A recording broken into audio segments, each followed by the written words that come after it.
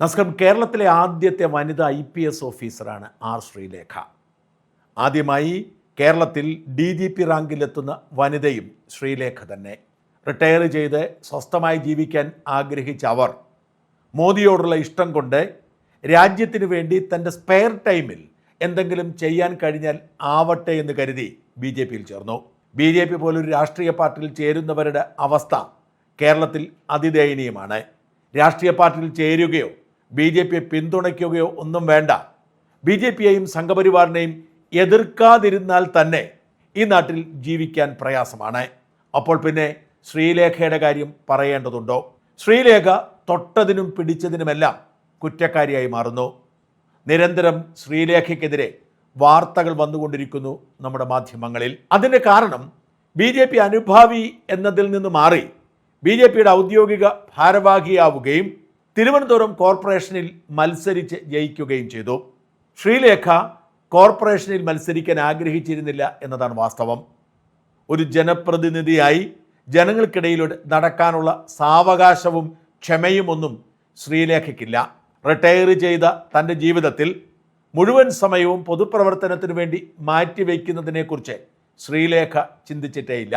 തൻ്റെ spare time രാജ്യത്തിന് വേണ്ടി നൽകുക എന്നതിനപ്പുറത്തേക്ക് ഒരു ജനപ്രതിനിധി എന്ന നിലയിൽ ഇടപെടാൻ ആഗ്രഹിക്കാതെയാണ് ശ്രീലേഖ സാഹചര്യങ്ങളുടെ സമ്മർദ്ദപ്രകാരം ചെന്നുപെടുന്നത്.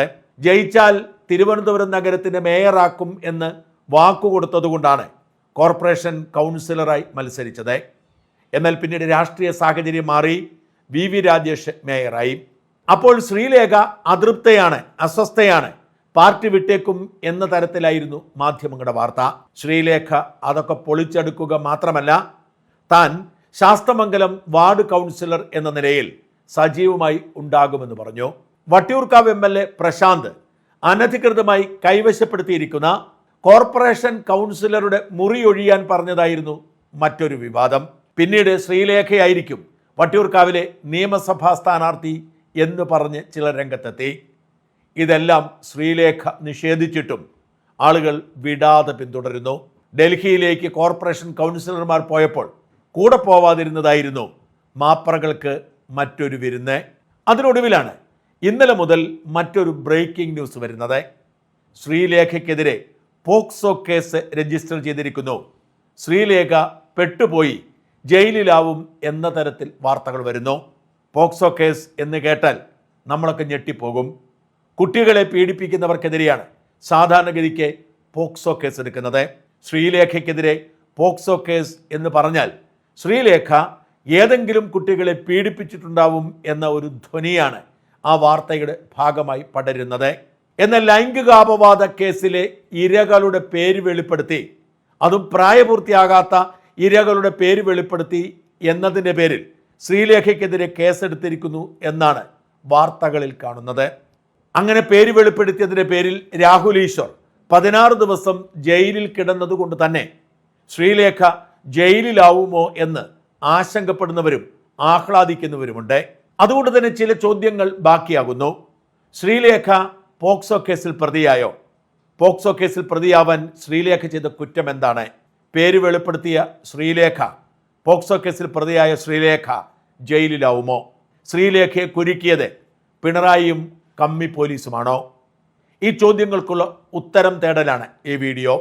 ആദ്യമേ പറയട്ടെ, ഈ കേസും പിണറായിയും തമ്മിൽ ഒരു ബന്ധവുമില്ല. സുരേഷ് ഗോപിയെ വേട്ടയാടാൻ വേണ്ടി പിണറായിയുടെ പോലീസ് രംഗത്തിറങ്ങിയത് നമുക്കറിയാം.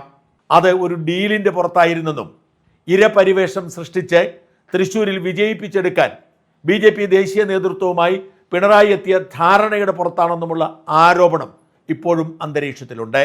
ഗൂഢാലോചന ശരിയാണെങ്കിലും തെറ്റാണെങ്കിലും സുരേഷ് ഗോപിയെ അനാവശ്യമായി കേരള പോലീസ് വേട്ടയാടി എന്നത് വാസ്തവമാണ്. സുരേഷ് ഗോപിയുടെ വിജയത്തിന് ഏറ്റവും സുപ്രധാനമായത് ആ വേട്ടയാടലായിരുന്നു.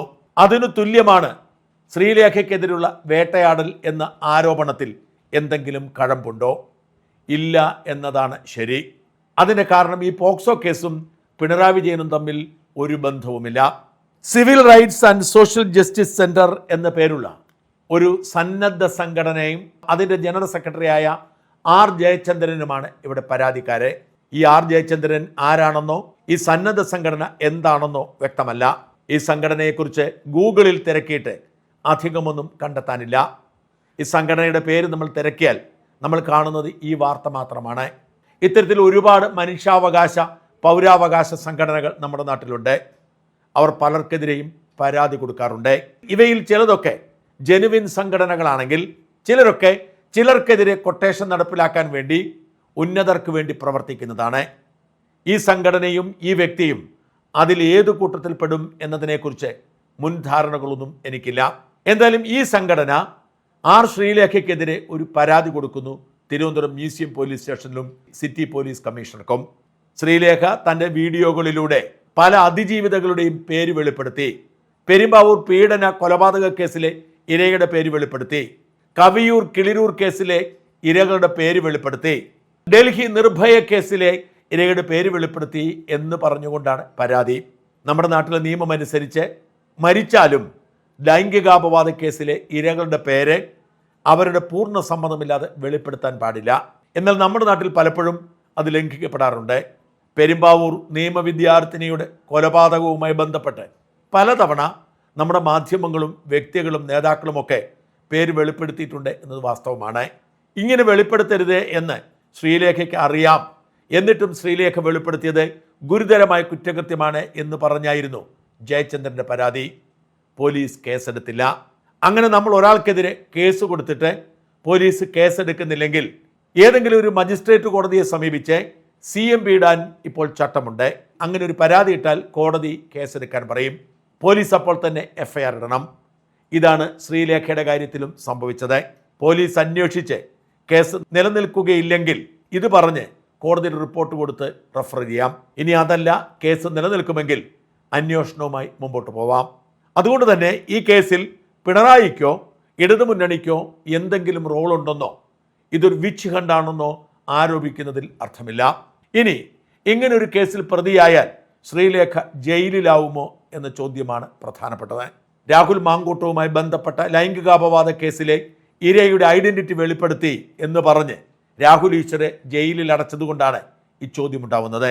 രാഹുൽ ഈശ്വർ ഇരയുടെ ഐഡന്റിറ്റി വെളിപ്പെടുത്തിയില്ല എന്നത് വാസ്തവമായിട്ടും 16 ദിവസം ജയിലിൽ കിടക്കേണ്ടി വന്നതുകൊണ്ട് ആർ ശ്രീലേഖയ്ക്ക് ജയിലിൽ കിടക്കേണ്ടി വരുമോ എന്ന് ആളുകൾ ചോദിച്ചെന്ന് വരാം. ഇല്ല എന്ന് തന്നെയാണ് ഉത്തരം.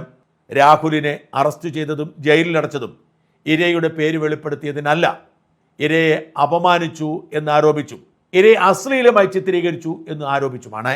ഇരയുടെ ഐഡന്റിറ്റി വെളിപ്പെടുത്തുന്നത് ജാമ്യമുള്ള വകുപ്പാണ്. അതിൽ ചുമത്തിയിരിക്കുന്ന പോക്സോ കേസിൽ കുറ്റം തെളിഞ്ഞാൽ 6 മാസമാണ് തടവ്.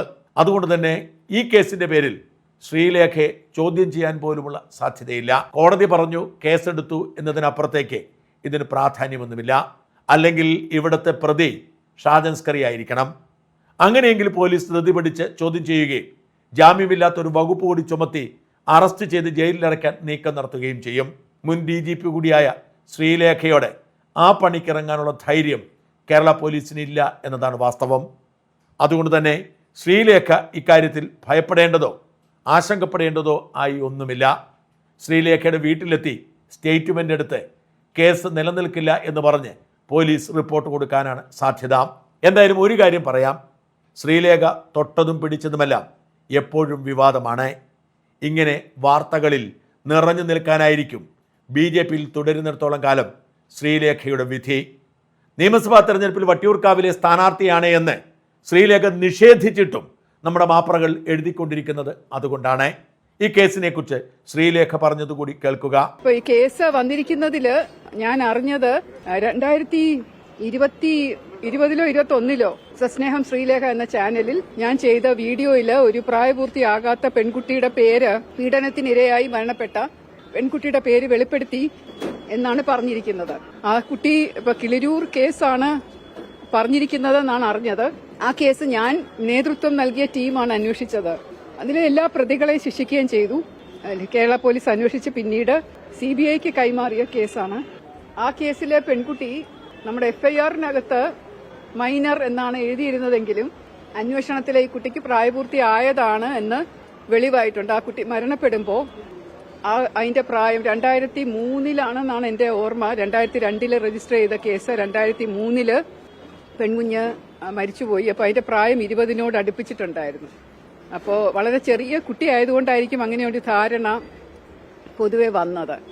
അതുകൊണ്ട് ആ കുട്ടി മൈനർ അല്ല, 18 വയസ്സിന് മുകളിലുള്ളതായിരുന്നു. ആ ഒരു കാര്യം കൊണ്ട് പോക്സോ കേസ് ഇതിനകത്ത് നിൽക്കില്ല.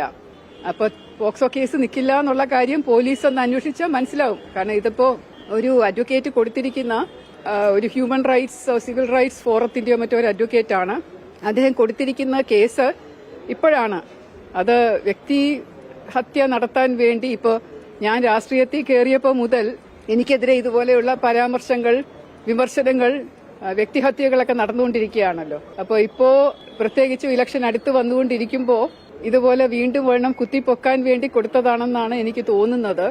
ഒരു അമ്മയും ഒരു സ്ത്രീയും ഒരു പോലീസ് ഉദ്യോഗസ്ഥയുമായിരുന്ന ഞാൻ ഒരിക്കലും അറിഞ്ഞുകൊണ്ട് ഒരു പെൺകുട്ടിക്കോ സ്ത്രീക്കോ പീഡനത്തിനിരയായ ഒരു വ്യക്തിക്ക് ദോഷകരമാവുന്ന ഒന്നും ചെയ്യുകയുമില്ല, ചെയ്തിട്ടുമില്ല. അതിന്റെ മനസ്സിൽ കൂടെ പോലും പോവില്ല.